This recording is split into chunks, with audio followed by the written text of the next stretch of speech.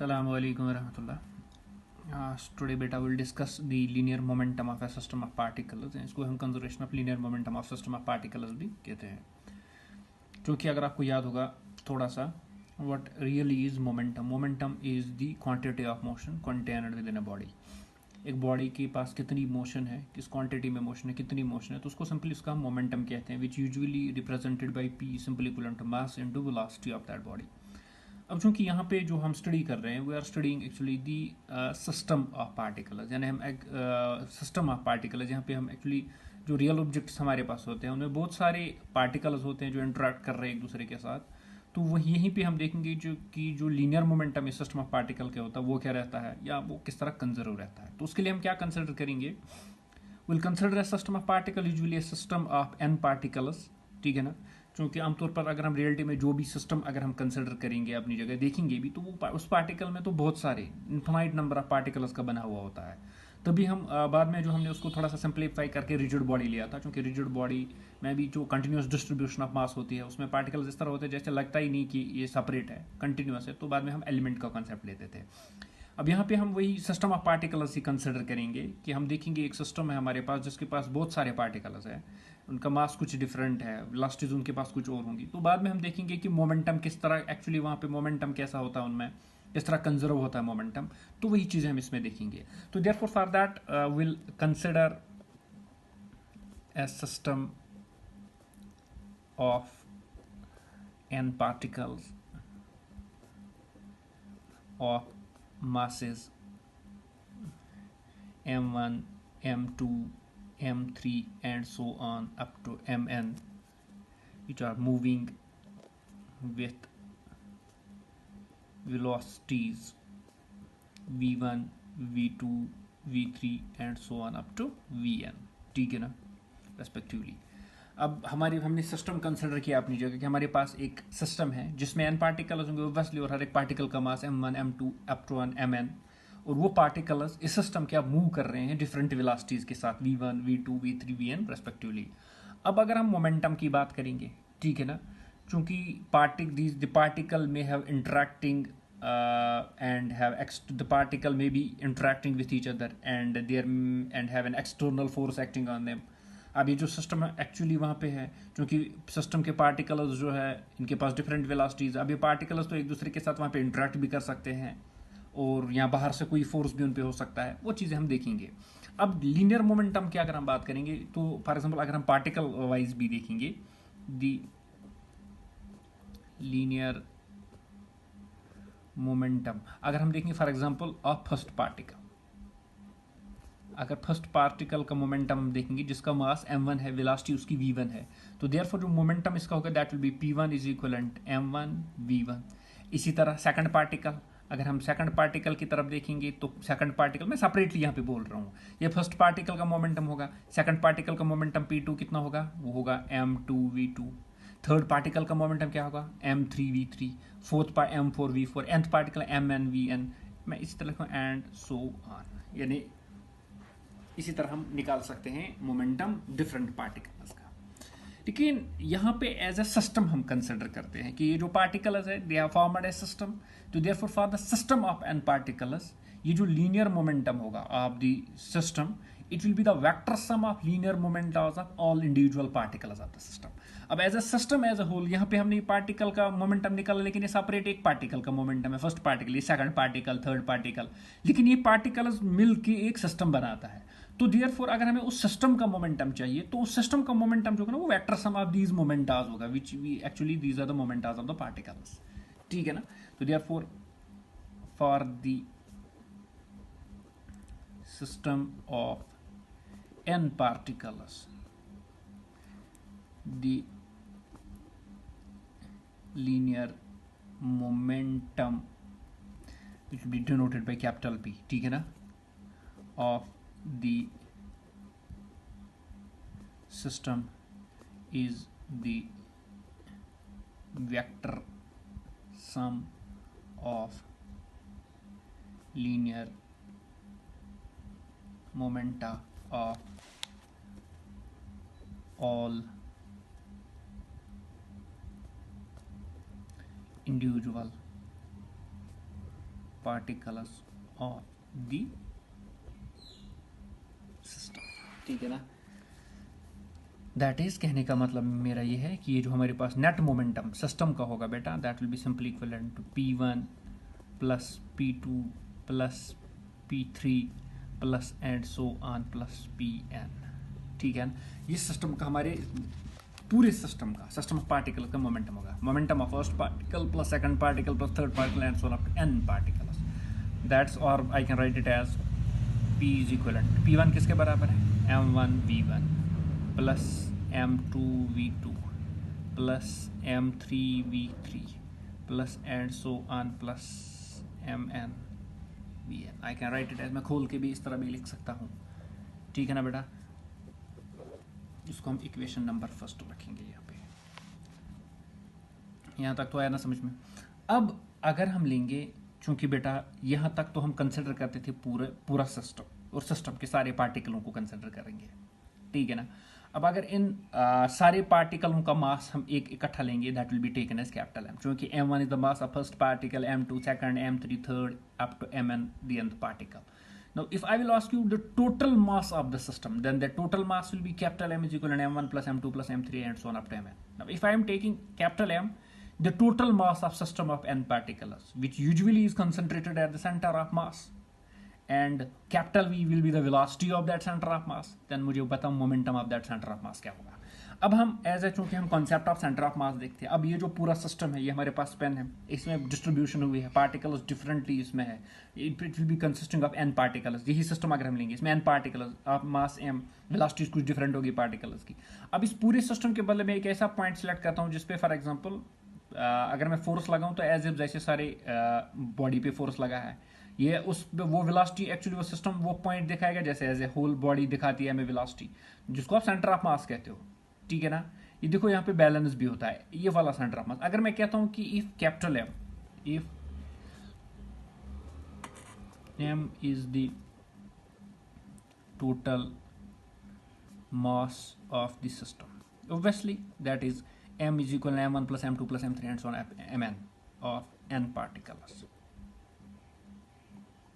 ठीक है ना बेटा, which is concentrated at the center of mass।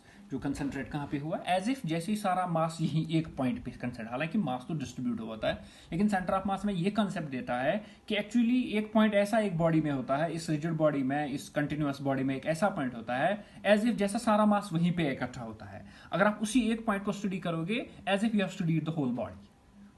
Actually ये इंपॉर्टेंस है सेंटर ऑफ मास की। तो therefore centre of mass usually हम फाइंड कैसे करते हैं, बैलेंसिंग पॉइंट जो होता है ना, वही सेंटर ऑफ मास होता है, ठीक है ना। तो देयरफॉर यहाँ पे हम कहते हैं कि सारा मास अब हम कंसिडर कहाँ पे करते हैं, वो तो सेंटर ऑफ मास पे ही लाई करेगा। तो भी मैंने लिखा अगर m total mass of system of n particles, जो कंसिडरेट कहाँ पे है, सेंटर ऑफ मास पे, एंड उसकी वेलोसिटी क्या हम लेंगे, capital V is its velocity, then तब बेटा मुझे बताओ इस सेंटर ऑफ मास का मोमेंटम कितना होगा। सेंटर ऑफ मास का मोमेंटम कितना होगा, that will be written as this P, that centre of mass P is simply equivalent to m into V, है ना। दिस इज द सेंटर, ये momentum of centre of mass है, ठीक है ना। Put it as equation number, अगला भी total momentum of system है ना। यहाँ पे हमने एज अ होल बॉडी को कंसिडर किया, यहाँ पे मैंने मोमेंटम निकाला बॉडी का, लेकिन जब मैंने सारे पार्टिकलों को कंसिडर किया, यहाँ पे मैंने भी मोमेंटम निकाला, लेकिन यहाँ पे मैंने सेंटर ऑफ मास वाला कंसेप्ट लिया, ठीक है ना। तो ऑब्वियसली मोमेंटम तो दोनों का सेम होगा, बिकॉज चाहे आप सेंटर ऑफ मास स्टडी करो, चाहे आप होल बॉडी स्टडी करो, one in the same thing. तो therefore this first and second equation में दीज आर सेम, इधर left hand sides are same, है ना। मोमेंटम यहाँ पे भी है बेटा, मोमेंटम यहाँ पे भी है, बीच में जो आपका mv है वो किसके बराबर होगा, that's from first and second your mv, ठीक है ना, is simply equivalent m1 v1 plus m2 v2 plus m3 v3 plus and so on plus mn vn। चलो p भी लिखो आगे, no problem there, p is equal mv is equal m1 v1 m2 v2। अब इस equation का मतलब क्या है बेटा, what this equation states, hence यहाँ पे हम क्या कंसिडर कर सकते हैं, देयरफॉर जो हम कहेंगे total linear momentum of system of particles, isn't this total linear momentum of system of particles is equal to the product of total mass of the system and velocity of centre of mass. ठीक है ना। तो therefore ये equation हमें क्या बताती है? Equation बताती है कि जो टोटल लीनियर मोमेंटम हमारे सिस्टम ऑफ पार्टिकल्स का है, जितना भी सारा मोमेंटम हमारे पास हमारे सिस्टम का होगा, वो सिंपली किसके बराबर है? वो सिंपली आपकी मास ऑफ सिस्टम के बराबर है और velocity of centre of mass. आपने सिर्फ velocity of centre of mass देखनी है और total mass, velocity of centre of mass देखना है और टोटल मास ऑफ सिस्टम देखना है। That is equivalent to the total linear momentum of system of particles. ठीक है ना। Hence the total linear momentum of a system of particles is equal to the product of the total mass of the system and the velocity of its center of mass। ये आपने याद रखना है कि जो टोटल लीनियर मोमेंटम हमारे system का है बेटा, वो सिंपली किसके बराबर है? वो सिंपली प्रोडक्ट आपके बॉडी का मास कितना है multiplied by velocity of centre of mass. तो this much of information is provided by velocity this centre of mass. ठीक है ना बेटा। अब हम इस इक्वेशन को, यानी जो हमने इक्वेशन अभी देखी, इक्वेशन नंबर 2, ठीक है ना, अगर हम इसको डिफरेंशिएट करेंगे, डिफरेंशिएटिंग इक्वेशन 2, तो therefore that will be D P by D T, है ना, P is equal to M V. ये ना सेकंड इक्वेशन बेटा, P is equal to M V, इसको डिफरेंशिएट करना है तो वो बन जाएगा D P by D T is simply equivalent, M तुम कांस्टेंट है, ये बाहर रहेगा, into D V by D T. ठीक है ना। What is D V by D T? यहाँ ये actually velocity of centre of mass है। ठीक है ना। अब rate of change of velocity of centre of mass that gives us acceleration, that's equivalent M into A centre of mass, मैं लिख के रखूंगा। ठीक है ना। This is acceleration. यहाँ आप ए ही लिख सकते हो, खुद याद रख सकते हो, that is centre of mass. ठीक है ना। That's M A. Therefore D P by D T किसके बराबर हमें निकला? एम ए, मगर सेंटर ऑफ मास बेटा what is that equal to? Isn't this Newton's second law? Isn't the statement of that's equivalent F external? है कि नहीं है? Because आपका F external या F is equivalent M में है ना, तो therefore हमारी external, वहाँ पे external force होता है। This is the statement of Newton's second law extended to a system of particles, है ना। यानी ये Newton's second law का statement है, लेकिन यहाँ पे extend किसकी जानिब किया गया है? यहाँ पे extend हुआ है to the system of particles। ठीक है ना। तो therefore this is the statement of Newton's second law extended to a system of particles।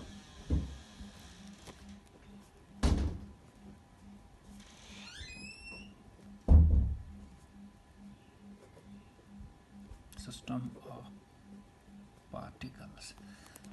अब अगर आपके पास आइसोलेटेड सिस्टम है, इन एन आइसोलेटेड सिस्टम, याद होगा आपको आइसोलेटेड सिस्टम क्या होता है? जिसमें एक्सटर्नल फोर्सेस एक्ट नहीं होते हैं। ठीक है ना। The vector sum of external forces acting on the particle is 0, that's F external, उसमें क्या होता है बेटा? 0 होता है। आइसोलेटेड सिस्टम वो सिस्टम होता है जिसपे एक्सटर्नल फोर्सेस एक्ट नहीं होते हैं। ठीक है ना। तो देयरफॉर हमारे पास, अगर हम कहते हैं कि हमारे पास आइसोलेटेड सिस्टम है, तो उसमें जो vector sum of vector this external forces या सिंपली एक्सटर्नल फोर्स वो 0 है। तो देयरफॉर बेटा तब हमारी ये इक्वेशन क्या बनेगी? Then what will be D P by D T which usually was equivalent F external will be equivalent to 0। अब this is rate of change of momentum is 0, which is differentiation of momentum is 0, which means differentiation किस चीज की 0 होती है? Constant की। और we can say that p is constant. और हम ऐसा कहेंगे कि जो हमारे पास मोमेंटम है वो क्या है? कांस्टेंट है। तो hence the momentum of centre of mass of a system remains constant if the external force acting on the system is 0। तो यहां से हम कह सकते हैं कि जो मोमेंटम है ना हमारे सेंटर ऑफ मास का, वो कांस्टेंट रहता है। सिस्टम का दिस मोमेंटम कांस्टेंट रहता है अगर उस पर एक्सटर्नल फोर्स एक्ट नहीं हो रहा है। This is called as law of conservation of momentum of centre of mass of system, है ना। हमारा मोमेंटम कंजर्व रहता है। कब रहता है आपका मोमेंटम कंजर्व? जब आपके पास एक्सटर्नल फोर्सेस एक्ट नहीं होते हैं, विच मीन्स अगर इंटरनल फोर्स है आपके पास तो इंटरनल फोर्स होंगे वहां। इंटरनल फोर्स पार्टिकल्स एक दूसरे पे एक्ट कर रहे हैं, आप पार्टिकल्स इंटरेक्ट कर रहे हैं एक्सटर्नल फोर्स, लेकिन इंटरनल फोर्सों की वजह से मोमेंटम बॉडी का चेंज नहीं होता। It is only the external force due to which there is change in the momentum of a body.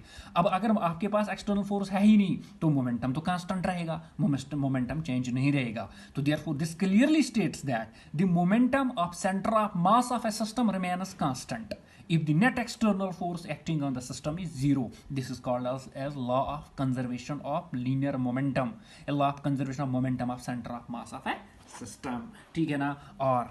और P किसके बराबर होता है? P होता है बेटा बराबर m इंटू वी। अभी आपने देखा from equation number second, P किसके बराबर है? m into V, which means m into V भी कांस्टेंट है, ठीक है ना। m तो हमें पता है मास कांस्टेंट है, वो तो ऑलरेडी में पता है। देयरफॉर ये actually equations depict such that v is constant, v भी कांस्टेंट है, क्योंकि मास तो कांस्टेंट ही रहता है। ये हमें ये भी दिखाता है कि वेलोसिटी भी कांस्टेंट है, that is velocity of centre of mass remains constant when total external force on the system is zero. ये कहता है, इक्वेशन कहती है कि वेलोसिटी भी सेंटर ऑफ मास की क्या रहती है? कांस्टेंट रहती है, अगर आपके पास एक्सटर्नल फोर्स क्या है? जीरो है, ठीक है ना। सो क्लियरली बोथ मोमेंटम ये यहां पे भी देखा था जब, तो उसका मतलब ये हुआ जब आपके पास एक्सटर्नल फोर्स नहीं है, आपका मोमेंटम भी कांस्टेंट रहेगा, आपकी वेलोसिटी भी कांस्टेंट रहेगी। यहां पे सेंटर ऑफ मास की बात हो रही है, तो therefore momentum of centre of mass as well as velocity of centre of mass remains constant when total external force on the system is zero. अब आपने याद रखना है, कुछ चीजें आपने याद रखनी है on account of internal forces. यानी मैं भी बता रहा था आपको, अगर इंटरनल फोर्स को हम कंसिडर करेंगे, वो फोर्सेस जो एग्जर्ट करते हैं पार्टिकल एक दूसरे पे, यानी इंडिविजुअली, द इंडिविजुअल पार्टिकल्स में have complicated paths due to that, क्योंकि उनके पास, क्योंकि वो एक दूसरे पे फोर्स लगा रहे हैं, इंटरेक्ट कंसिस्टेंटली कर रहे हैं, उसकी वजह से उनके पास एक डिफरेंट पाथ्स होंगे, कॉम्प्लिकेटेड पाथ्स होंगे, ठीक है ना। लेकिन उसके बावजूद अगर एक्सटर्नल फोर्स सिस्टम पे जीरो है, ठीक है ना बेटा, तब जो हमारा सेंटर ऑफ मास है ना, वो मूव करता है with constant velocity. Besides what ever may be the internal velocities, internal forces किस तरह के होंगे, वेलोसिटीज क्या होंगी, दैट डजंट मैटर। वो एक्चुअली उनका कुछ हैसियत ही नहीं है। हैसियत अगर किसी चीज की, वो एक्सटर्नल फोर्स की हैसियत है, बिकॉज एक्सटर्नल फोर्स ही वो फोर्स है जो बॉडी का मोमेंटम चेंज करता है, जो बॉडी की वेलोसिटी चेंज करता है। इंटरनल फोर्सेस ये चीज नहीं करती है, ठीक है ना। So yet if the total external forces acting on the system is zero, but provided there is internal forces, still the centre of mass moves with constant velocity, that is it moves with uniformly along a straight line like a free particle. ये free particle की तरफ चलता है।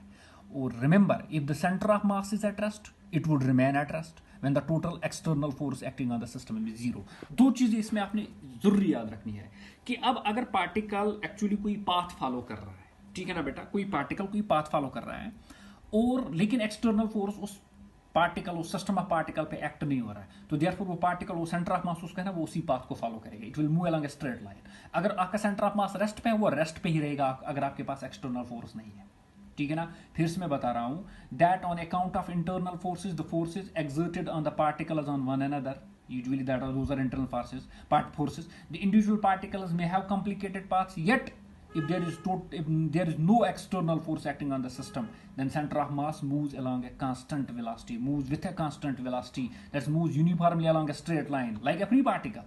And also, if the center of mass of a system is at rest, it would remain at rest when the total external force acting on it is zero. तो ये दो चीजें आपने जरूरी याद रखनी है। ये आप एक्चुअली लास्ट पे खुद लिख सकते हो। आप पहले तो मोमेंटम की बात करोगे आप कि हमने देखा कि अगर एक्सटर्नल फोर्स नहीं है वहां पे, तो बेटा हमारा मोमेंटम कांस्टेंट रहेगा, मोमेंटम चेंज नहीं होगा। ये law of conservation of momentum बताता है। उसी से हमें वेलोसिटी ऑफ कांस्टेंट, ये हमें क्या दिखाता है कि जो centre of mass of a system वो मूव भी करता है विद कांस्टेंट वेलोसिटी अगर external force on the system is zero, which means internally तो सिस्टम तो इंटरेक्ट करता है इंटरनली। तो एक और चीज यहाँ पे हम इस तरह भी कह सकते हैं, system interacting internally can not accelerated. चला, एक सिस्टम जो इंटरनली इंटरेक्ट करता है वो खुद को एक्सेलरेट नहीं कर पाता है। एक्सेलरेशन के लिए जरूरी है आपके पास, सेकंड लॉ भी कहता है एक्सेलरेशन के लिए जरूरी है एक्सटर्नल फोर्स। अब जब एक्सेलरेशन नहीं, एक्सटर्नल फोर्स नहीं है तो एक्सेलरेशन भी नहीं होगी वहां पे।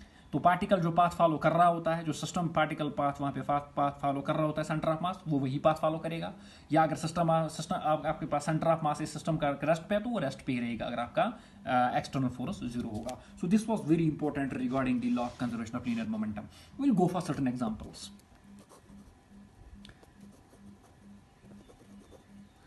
some examples. ठीक है ना बेटा? हाँ, तो पहले वंस अगेन कुछ चीज़ें आपने याद रखनी है. पहले हमने इस्टेब्लिश किया, अभी हमने देखा कि जब कोई एक्सटर्नल फोर्स सिस्टम पे एक्ट नहीं हो रहा है तो द सेंटर ऑफ मास अगर इनिशियली रेस्ट पे है then centre of mass would continue to remain at rest. बेटा इनिशियली अगर आपके पास आपके सिस्टम ऑफ मास का सिस्टम ऑफ पार्टिकल्स का सेंटर ऑफ मास रेस्ट पे है तो वो रेस्ट पे ही रहेगा अगर आपके पास एक्सटर्नल फोर्सेस नहीं है. या अगर सेंटर ऑफ मास एक्चुअली यहाँ हम इस तरह भी कहें सेंटर ऑफ मास जो मूव करता है कि किसी वेलोसिटी के साथ for example along a straight line तो वो कंटिन्यू करेगा मूव उसी पाथ पे. It would continue to do so in the absence of external force. External force जब है तब आपका रेस्ट, जब आपकी स्टेट चेंज होगी तब सेंटर ऑफ मास अपनी स्टेट चेंज करेगा. लेकिन अगर आपके पास एक्सटर्नल फोर्स नहीं है तो सेंटर ऑफ मास अपनी स्टेट चेंज नहीं करेगा. अगर सेंटर ऑफ मास रेस्ट में, रेस्ट पे रहेगा. स्ट्रेट लाइन में चल रहा है तो स्ट्रेट लाइन में ही चलेगा. ठीक है ना? तो therefore it should be clearly understood that the system as a whole may be changing shape of orientation due to internal forces, but it would have no effect on the trajectory of the center of mass for an isolated system. यानी ये चीज़ अब आपने जरूरी, चूंकि examples में ये चीज़ आपने जरूरी अब याद रखना है कि इंटरनल फोर्सों की वजह से एक ऑब्जेक्ट अपनी शेप, अपनी ओरिएंटेशन चेंज कर सकता है इंटरनल फोर्स की वजह से, लेकिन उस इंटरनल फोर्स का कोई इफेक्ट उसके पाथ पे नहीं पड़ता है, उसकी ट्रेजेक्टरी पे नहीं पड़ता है. ठीक है ना? ट्रेजेक्टरी पे, उसके पाथ पे इफेक्ट सिर्फ एक्सटर्नल फोर्स की वजह से पड़ता है. तो अगर आपने आइसोलेटेड सिस्टम कंसीडर किया, isolated system means external force है ही नहीं, तो बेटा ट्रेजेक्टरी सेम रहेगी. सेंटर ऑफ मास रेस्ट में, रेस्ट पे रहेगा. स्ट्रेट लाइन में चल रहा है, स्ट्रेट लाइन में ही चलेगा. ठीक है ना? हाँ, ओरिएंटेशन, शेप, वेप वो तो इंटरनल फोर्स पे डिपेंड करता है. उन चीजों को हम यहाँ पे कंसिडर नहीं करेंगे. ठीक है ना? तो let's go, will discuss certain simple examples. हाँ, हमें पता है जो अर्थ है ना, अर्थ रिवॉल्व करता है around the sun in an elliptical orbit. हमारे पास अर्थ जो है बेटा, अर्थ वो सन को आपको पता है. फॉर एग्जांपल एक इलिप्टिकल ऑर्बिट में सन के इर्द गिर्द इस तरह का ऑर्बिट होता है बेटा.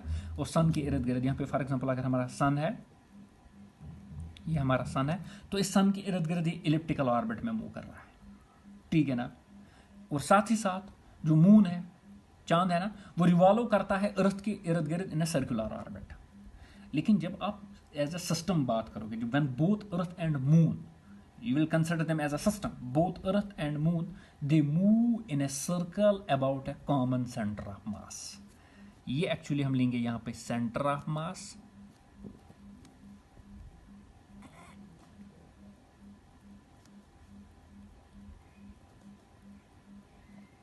ये देखो बेटा, ये हमारी अर्थ है, ये हमारी मून है, ये उनका सेंटर ऑफ मास हो गया.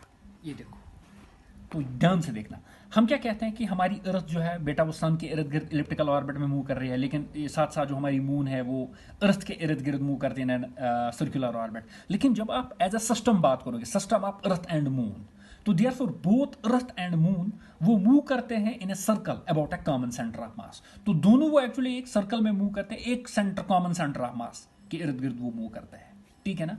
तो इंटरनल फोर्सेस जो एक्ट होते हैं, which act on earth moon system, वो तो ग्रेविटेशनल फोर्सेस है जो एक्चुअली अर्थ और मून एक दूसरे पे एक्ट कर रहे हैं. ठीक है ना? ग्रेविटेशनल फोर्स ऑफ अट्रैक्शन जो एक दूसरे पे एक्ट कर रहे हैं. तो the earth and moon usually are always on the opposite side of centre of mass. Earth और मून हमेशा एक्चुअली अपोजिट साइड पे होते हैं इस सेंटर ऑफ मास के.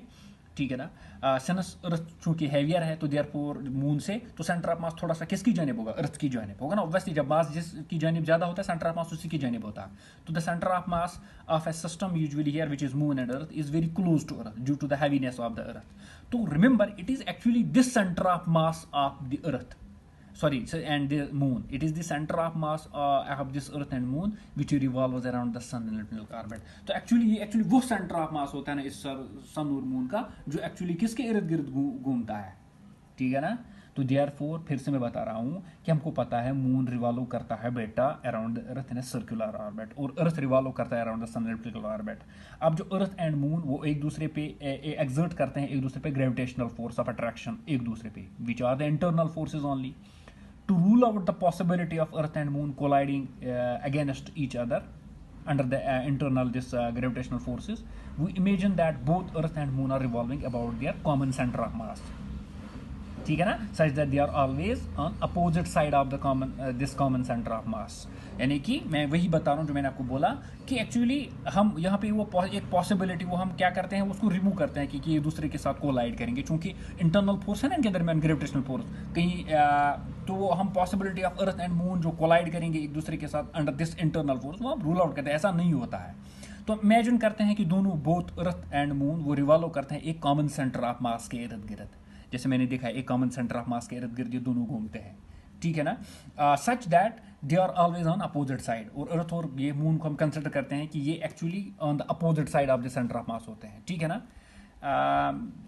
चूंकि अर्थ का मास मैंने आपको ज़्यादा बोला, द मच है भी larger mass of earth makes the centre of mass very close to earth, ठीक है ना। ये फर्स्ट अप्रॉक्सीमेशन की अगर हम बात करेंगे, हम कंसिडर वही करते हैं ये जो common centre of mass of अर्थ है ना itself, it is this common center of mass which actually revolves around the sun, ठीक है ना।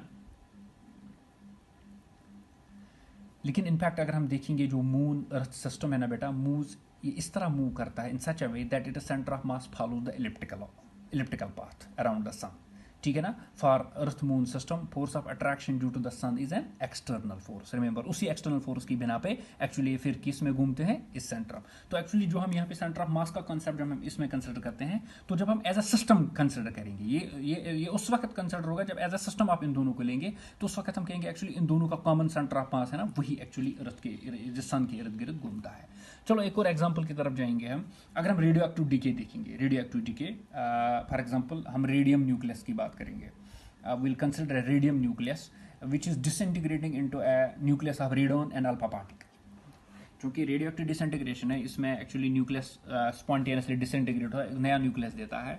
फॉर एग्जांपल हम रेडॉन की बात करेंगे, अगर हम रेडियन देखेंगे, रेडियन न्यूक्लियस ये डिसइंटीग्रेट होता है इनटू दी, ये हम रेडियन यहाँ पे लेंगे बेटा, ये डिसइंटीग्रेट होता है, तो बेटा एक्चुअली इससे प्रोडक्ट पार्टिकल जो बनेंगे, एक तो हमारा अल्फा पार्टिकल बनता है और दूसरा कौन सा बनता है, हमारा रेडॉन बनता है, ठीक है ना।